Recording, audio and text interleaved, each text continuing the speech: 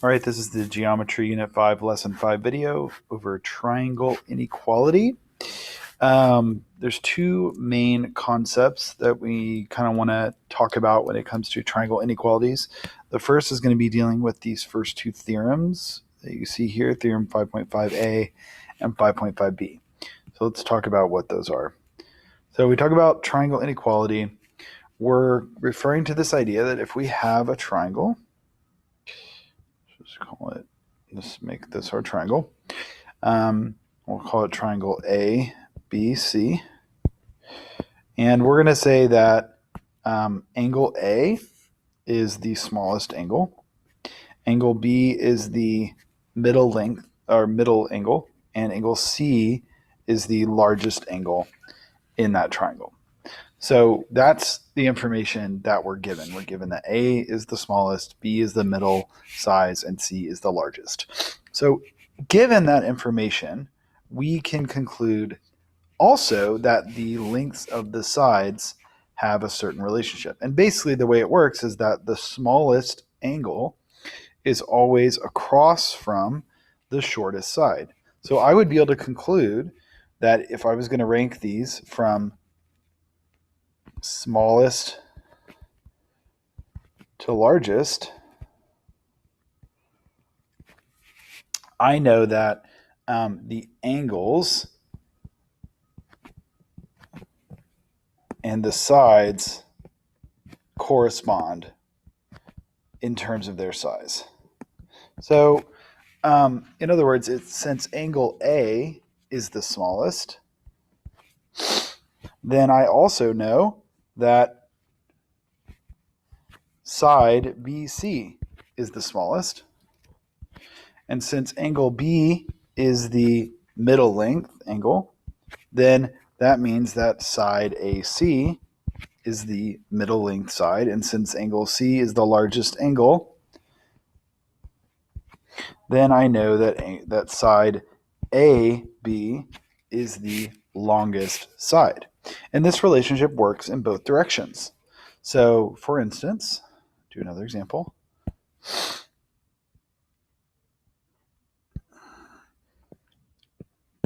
Let's say I know that this side is the longest, this side is the middle, and this side is the shortest. And let's go ahead and label this as angle X, Y, Z. So this would mean that I know that side, if I was going to go from smallest to largest,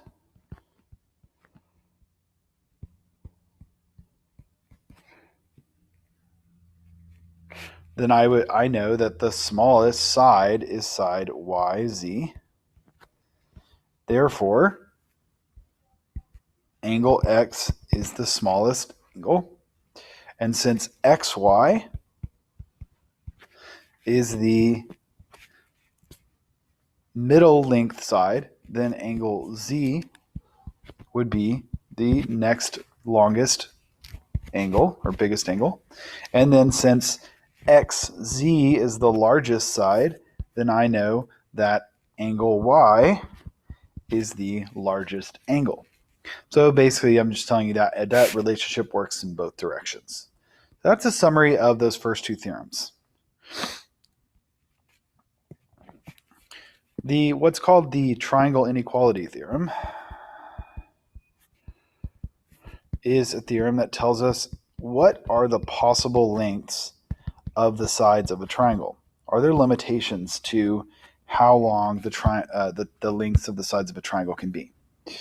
So in a sense, what you have to understand is that if I have a triangle with this length, let's say this is 10, and I try to create sides that are 5, say, and 4, there's no way for those sides to ever meet up, right? Even if I were to rotate these down, there would still be a gap. They would not ever create a triangle. There's no way for that to happen. And so that idea right there is the origin of the triangle inequality theorem. The triangle inequalities theorem says that the two smaller sides of a triangle must add up to more than the length of the longest side. So in this example, 4 plus 5 is not greater than 10. That's not true. So this is not a triangle. Whereas if I were to say something like this, do the following side lengths create a triangle? Do the following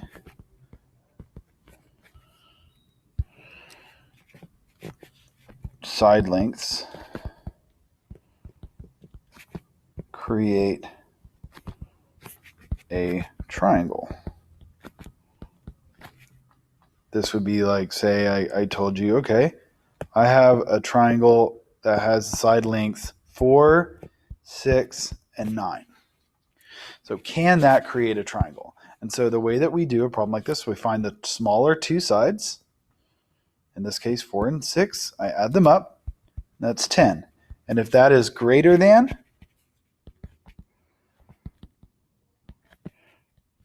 then you say, yes, this does create a triangle. Okay. Otherwise, you say no.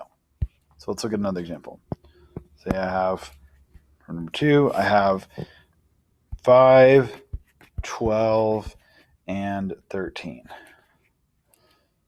Well, we see we have 5 and 12. Those make 17. 17 is greater than 13. So then, yes, it's more than the third side. Let's do one more.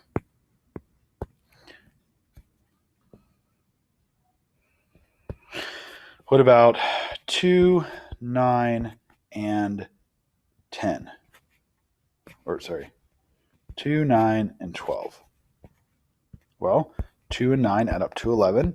That is not greater than, so it is no. Okay, so it's just a simple fact of the two smaller sides add up to as long as the third side. So that's the big ideas in this lesson. The other big thing is this list of properties of inequality. You need to spend some time looking this over. These are things that come from previous lessons, but also algebra concepts. You really just need to be able to look at these statements like you see here and say what they mean. So what did the different symbols mean? We have does not equal, greater than, less than, greater than or equal to, less than or equal to. So you need to be able to do that. So that's what you have there. So let's look at the actual questions. We'll come back to this proof in number 1. But let me walk us through the questions that you need. Actually, let's go ahead and do the proof. We'll come back to this other stuff. So I'll do the proofs like I always do them for you here on the lesson, talk through, just make sure you kind of just follow along. Make sure you get all the answers correct so you don't have to worry about that. So this is what we call an indirect proof. And we'll kind of discuss, actually, no, this one is not an indirect proof. This is just a regular proof. So we're given the fact that we have triangle ABC. And in triangle ABC, we have AC is bigger than AB. So just to be clear, that means that this side is longer than this side. Okay, so that will tell us something. And then BD is drawn so that we have congruence between AD and BD. So this is an isosceles triangle here. This is an isosceles triangle according to what they've done. All right. Then we want to prove that angle ABC, this angle, is congruent or is greater than the measure of this angle.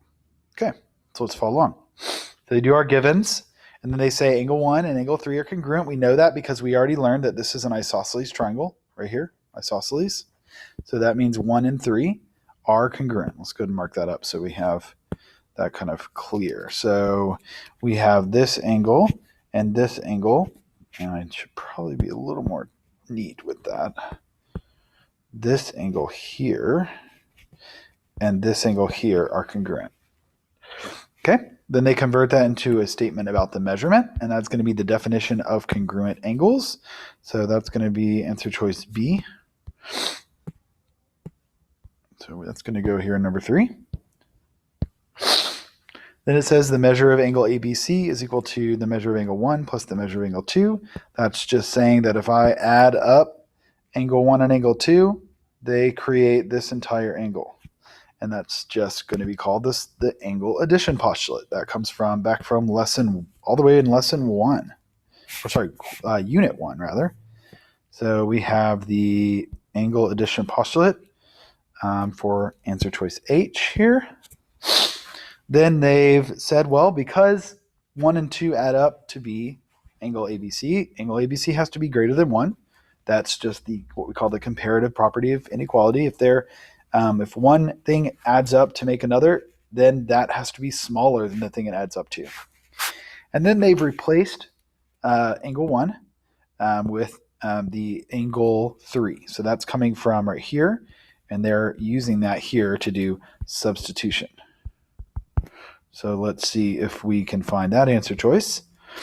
And there it is. Substitution is answer choice D. Let's choose that. Then they use the exterior angle theorem, which says that angle 2 and angle C have to add up to the measure of angle 3. Because exterior angles of a triangle, when there's a linear pair here, it adds up to that angle. So just to be clear, that's referring to this angle and this angle add up to that angle.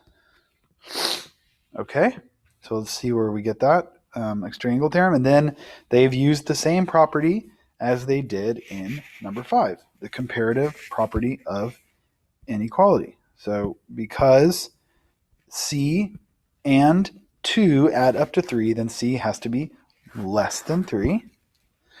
Answer choice E. And then they've done the same thing as earlier. They've done the transitive property, or no, not the same thing as earlier. They've used the transitive property of inequality. Just to be clear where they're getting that from. They're saying that because we said this information in answer 6, and then this information in angle 8, together we can say, therefore, ABC is greater than angle C because ABC is greater than 3 and 3 is greater than C. So then ABC is greater than C, and that is the transitive property of inequality. Let's just mark that guy down, and that is going to be answer choice G. We're done with our proof. All right. Make sure you get all that down. Hopefully that makes some sense to you. I've already gone over all this information. Again, you need to know these different symbols and what they mean. I've gone over all this information here. The triangle inequality theorem I've already gone over. You have vocabulary through number 5, number 6. These are the ones I talked about. You need to be able to convert this statement into one of these answer choices. So what symbol represents that statement? Pretty straightforward. All right, more vocabulary. All of this is from the table above. Just match the name with the expression that you see here in the question. So you just need to go up and look at that table of properties. All right, then we have an indirect proof in number 23, and then we'll talk about the rest of these. So let's do this proof together. Use indirect proof to prove the hypotenuse is the longest side of a right triangle. Well, we already know this, but let's see how they're going to go about this. So they're given a right triangle ABC, which we see there on the diagram. A and C are the acute angles, and B is a right angle. Okay, prove that AC is greater than BC. So we want to prove that this is the longest side. In other words, it's longer than either one of those two sides. So when we do an indirect proof, we're going to try to prove the opposite thing. So we're going to say, okay, we're going to assume that AC is less than BC. Okay, so we're going to try that. And if that was true, then one of these two things would have to be true. Either AC is less than BC or AC is equal to BC. So we go about. We go ahead and get into it. It says here that B is a right angle And then, therefore, the measure of B is, and we should know the answer to be 90 degrees. The measure of B is equal to 90 degrees. That was answer choice, answer choice D. If AC is less than BC, then which angle would be less than the other angle? Well, AC corresponds with angle B, and BC corresponds with angle A. So angle B would need to be less than angle A. So we look for angle B down here. Angle B and angle A is what we're looking for. So we have, let's see here. We have angle B would be answer choice E, followed by answer choice F. So this is a weird one. Angle E comes first. Answer choice F comes second. Okay, this is a contradiction. Why? Well, because A is acute. So that cannot be true. A is acute. So angle B has to be greater than angle A. So that's going to be answer choice C right there. All right. Similar kind of process here for the second part. If AC is equal to BC, then the measure of angle B, and that's really weird what they do here, but let's figure this out anyway. Measure, it's going to be B, is equal to the measure of angle A. Again, this is a little bit of a strange thing to ask you to fill in just the symbols there. It's angle A. This is a contradiction because, and it's the same contradiction as before, angle A is acute, so it can't be equal. It cannot be equal to that angle. So that has to be G right there, and then that finishes the proof. Don't worry too much about this one. Honestly, this is a really not a really helpful way to do a proof. So let's just make sure you get those answers down. You'll be good. Okay, order the sides from shortest to longest. I went over this in the notes. Remember, the side across from the biggest angle is the biggest side. So angles go with sides. So you need to figure out what's the biggest angle there and then match it with the side that's across from it. So if C was the biggest, you would put AB. Okay, so you need to match that up. Use the notes and use the example I went over earlier. All right, same thing with number 25. Do the angles. And then you have a bunch of problems like the examples I did. You get 3 sides of a triangle, and you have to determine if this can make a triangle. So you go through that right there.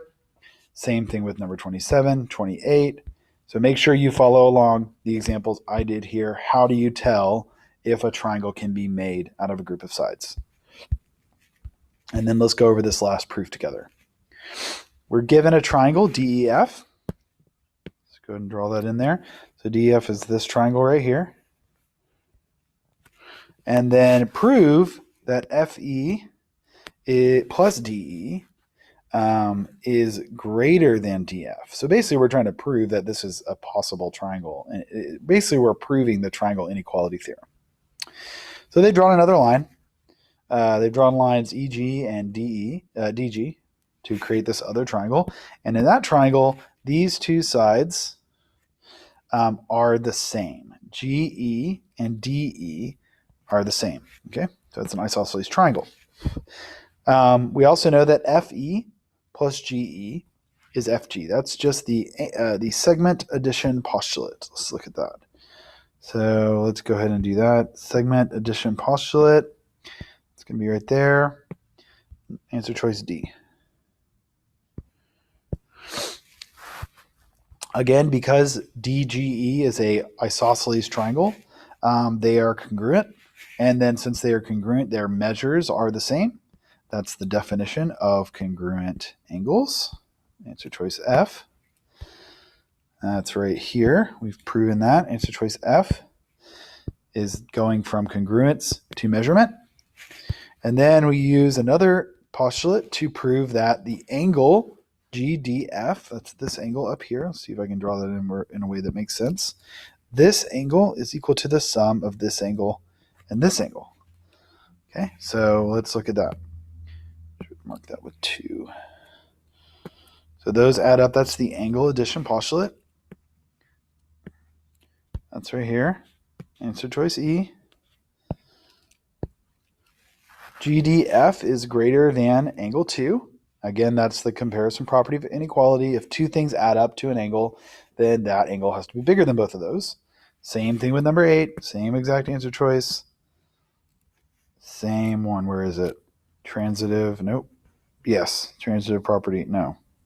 Substitution property. They are taking the information from here, and they are substituting. Substitution there. All right, so that is substitution property. That is answer choice C. Then they've said, okay, well, in a triangle, the longer side is opposite the larger angle, so therefore FG is bigger than DF. So this FG is bigger than DF. Okay, so, and then therefore FE plus GE is greater than DF. That's from line 3. You can see that right here. They've taken this information from line 3 and they brought it down here and replaced or made it into inequality. That's going to be this. That's going to be transitive. No, sorry. That's going to be substitution. There we go. Choice B. And then they've done substitution again, I believe. Yes, they've done substitution again. And that's going to be interesting. I guess we'll do the same answer choice B. I'll fix this. If you have trouble with this problem counting things wrong, I'll fix it for you. But that's basically what's happening there. All right. So again, a bit of a weird proof. Don't worry about the proofs. The thing I want you to most focus on is the examples like the ones I talked about on the notes. That's the most important information for you here. So this is a long video. Hopefully make sure you get all the information from the proofs and you should be good to go.